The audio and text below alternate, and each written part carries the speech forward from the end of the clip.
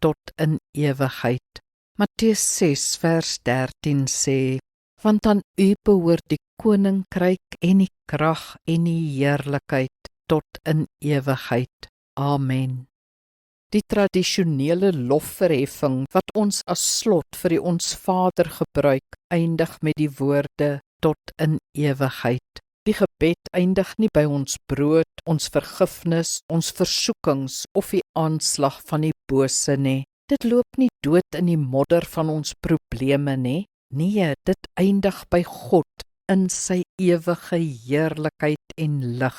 Dis gepas, want dis waar ons lewens ook eindig nie waar nie? By hom, vir ewig.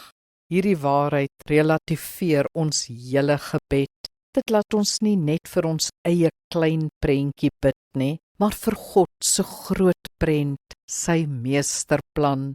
Ons gebed kry 'n nuwe dimensie, 'n nuwe doel. Ons doel word God se eer, sy heerskap, sy plan, sy toekoms.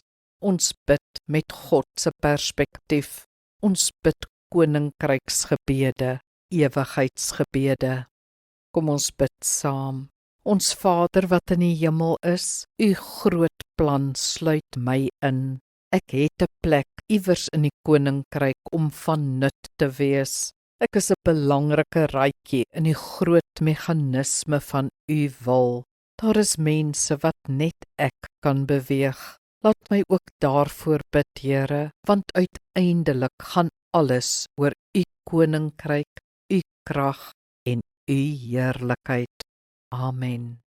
Die Here seën jou.